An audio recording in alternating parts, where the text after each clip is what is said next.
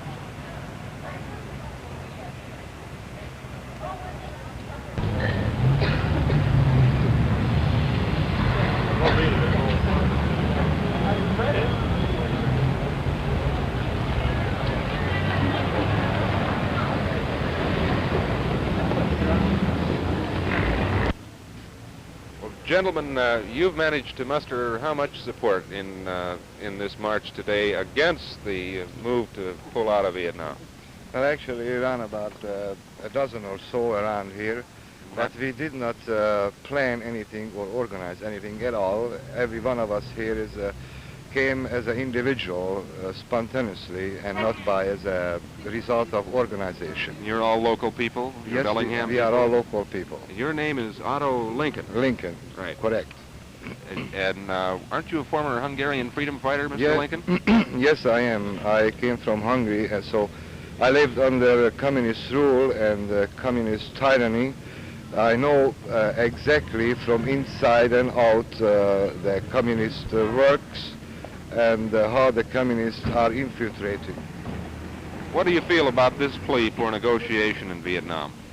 That's entirely out of the question as negotiation concerned.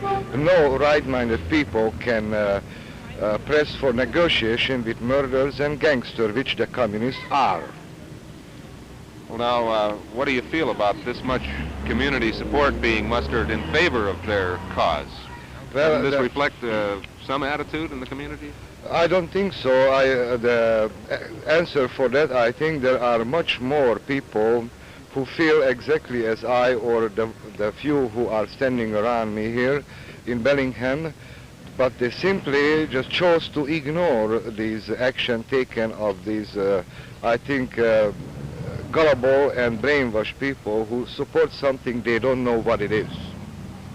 But if those people, all in Bellingham, who would chose to come here, who opposed such kind of demonstration, which is not at all the American way, and I do not believe in such things either in a peaceful country, in a land of freedom, but if they are provoked, at least a few people should take a stand and show to the public that there are some who are willing to do anything for the cause of freedom, even if it's the price of peace. You don't object to their right to hold this demonstration? No, I do not object the right to hold this demonstration at all, but it's somewhat out of their taste the good taste, and it is not supporting the American ideas. It is not supporting Christian ideas. It is not supporting anything but the murderous communist cause for total takeover on the globe.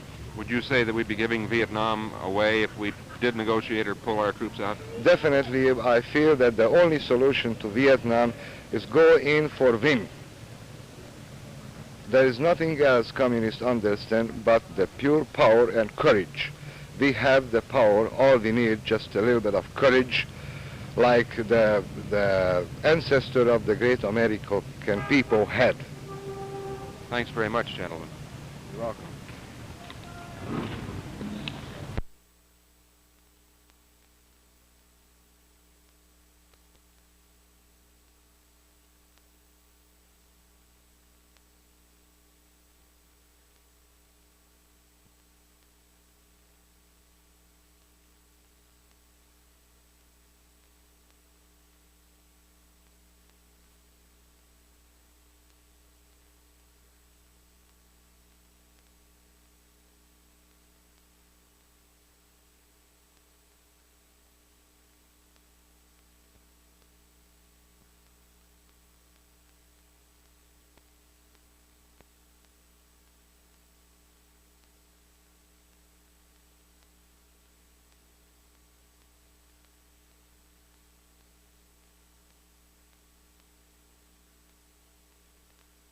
We are aware of the same things happening in Vietnam that the French people knew about in Algeria. It is perhaps rather peculiar that the mass media have published photographs of the most agonizing and revolting sort. We have seen them in mass circulation magazines like Life. Prisoners subjected to torture, often in the presence of American soldiers. One has seen, I presume everyone here has images in his mind, as I do. You see a young man, 21 years of age, already the father of a family, and he is tied to a post and he has a few seconds to live. To me, it makes no difference at all, frankly, whether he is a member of the Viet Cong or a member of the South Vietnamese army. I only see a young human being who has his life to live. He is helpless in the hands of his captors. The look of terror in his eyes. One more life has been lost, I think probably in vain. One has seen mothers with scorched faces, bodies of children in their arms, dead or badly mutilated. And curiously enough, there has been no attempt on the part of the government to suppress these pictures. Everyone must be aware of. Yet, there has been no great outburst of moral indignation, such as there was in France. This I find very peculiar. Are we as a nation so completely brutalized by what we see on television every night, by the movies? Are we so used as a daily diet to seeing torture and murder and the most callous disrespect for human life that when it really happens, we are totally indifferent to it? It would seem that that is partly true. And as I say, I am happy that you are here this afternoon, because at least shows that some people, and I hope many others in other parts of the country, do care about what is happening. All this is my way of introduction. I haven't even approached my subject yet. I would like to forestall one criticism of what I've just said, which I'm sure will be made. People will say that if you talk in terms of the agony of the people of Vietnam, you are being sentimental. This is a very, very old criticism on the part of so-called realists. They will say that we must not be defected from our aims in principle because a few people have to suffer on that account. Now, personally, I would reply, if this criticism were made, and say that so far from being sentimental, to take into account the daily lives, the future happiness of millions of people is itself the most fundamental thing which is involved. To argue matters like this, or to resort to war, in terms of abstractions, like freedom and democracy, to argue in terms of global warfare between Moscow or Peking on the one hand and Washington on the other, without any regard for the fortunes, the happiness, the lives of the people who are the helpless victims of the conflict. I think this is not only immoral, but it is really bad politics also. The title which I chose at the last minute for what few things I have to say is Vietnam and World Peace. I think the first thing one should do is to remind ourselves very briefly of how this incredible situation developed. Basically, what is happening in South Vietnam, I think, is the result of that anti-colonial revolution which swept through the world after the Second World War. It took place everywhere in Asia and is now taking place in Africa. As one small episode in that anti-colonial revolution, the French were compelled to give up their colony of Indochina. But not until nearly 10 years had elapsed of bitter fighting in which the French were finally defeated. The French had a professional army. They had complete control of the air and the sea, just as we do today. They were fighting a handful of ragged guerrillas, the Viet Minh, who nevertheless represented the force of nationalism and who were therefore supported by the enormous majority of the people of Vietnam. Not all the military, naval and air power of the French could save their forces from defeat, because they were fighting under difficult conditions, as we are at the moment, of jungle warfare, in which a handful of determined individuals, supported by the mass of the nation, prevailed. There was a point when the French appealed to President Eisenhower to help them out by massive American intervention. Incidentally, I believe we ourselves gave the French in equipment and supplies more than $2 billion of material, which was all totally wasted. And in a last desperate effort to save their collapsing colonial empire, at the time of Dien Bien Phu in 1954, the French appealed for nuclear bombing. And there were advocates, and they have been identified. Admiral Radford, for one, wanted to use American nuclear power against the Viet Cong, the Viet Minh, as they were at that time, to end the war in favor of the French. Fortunately, President Eisenhower resisted these proposals. I can't help but think that Mr. Eisenhower was a total failure as a politician in many ways, but he was also, I believe, sincerely a man of peace. And he in a way was in the position of de Gaulle in France, that as a former military man, he was best able to resist the insatiable demands of the military for further acts of aggression. That turning point was passed, nuclear weapons were not introduced, and France evacuated the country. We all thought at that moment that the war was over. It seems absolutely fantastic that when that war had ended, 10 years later, the United States herself should have gotten into precisely the same condition as the French.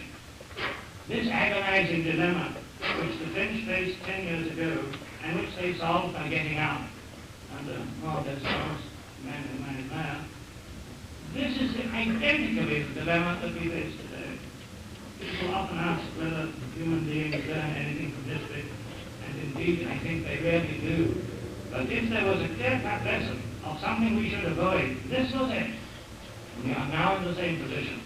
To be precise, the government of South Vietnam, which we are trying to support, has lost the confidence of its people, as the French did before. I think everyone who is here has read the things that Senator Morse has said in the Senate, and that respectable journalists like James Reston and Walter Lippmann have repeated.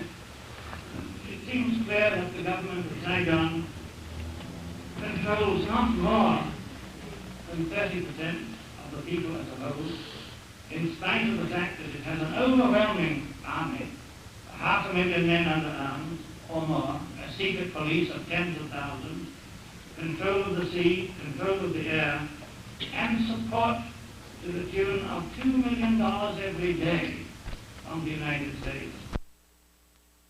Most of us fail to realize that the sentiment of nationalism is probably the strongest of all.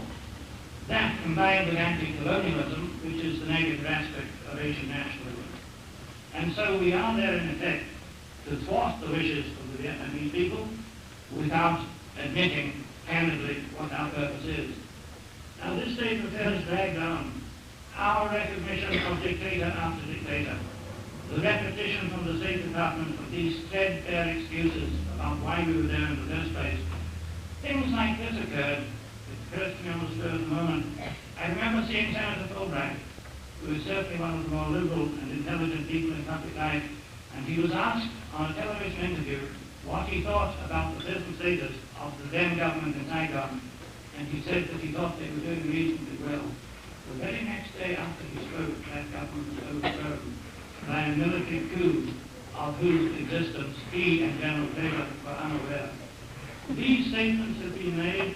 I noticed Senator Dodd made a statement the day before yesterday, saying that at last he thought the corner had been turned.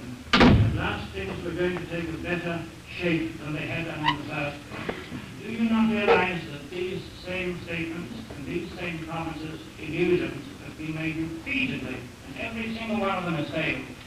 Why should we now believe General Taylor and Senator Dodd any more than we believe their predecessors in the past who were repeatedly proved wrong? Now this situation which I have indicated was so until February.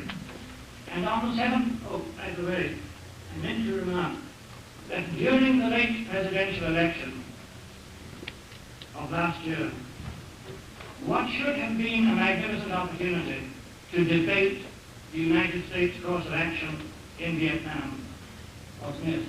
There was no discussion of Vietnam. Senator Goldwater now and then made a remark of such a degree of irresponsibility, followed usually by complete confusion when he half or wholly repudiated what he just said before, that no one knew what was to be expected from this quarter. And Mr. Johnson, for the most part, was silent because he was not pressed. This magnificent opportunity to debate seriously with the best knowledge that was available what should be done was totally lost. It was not lost upon European peoples. The English and the French noticed this farcical election. I'm certainly not blaming Mr. Johnson himself for that. I think the fault was that of the Republican Party, which put up a candidate of the far right who had no claim to anyone's respect and who has been thoroughly repudiated. At any rate, this opportunity was lost. But Mr. Johnson was not pressed to declare what his policy should be. I was one of those who voted for Mr. Johnson, partly because I believed that in the sphere of domestic policy, where the Negro was concerned, and where a number of other important things like federal aid to education and so on, he was by far the better candidate. But I was always uneasy about Vietnam. He said nothing about his intentions, and the electorate virtually gave him a blank check to fill in as he would.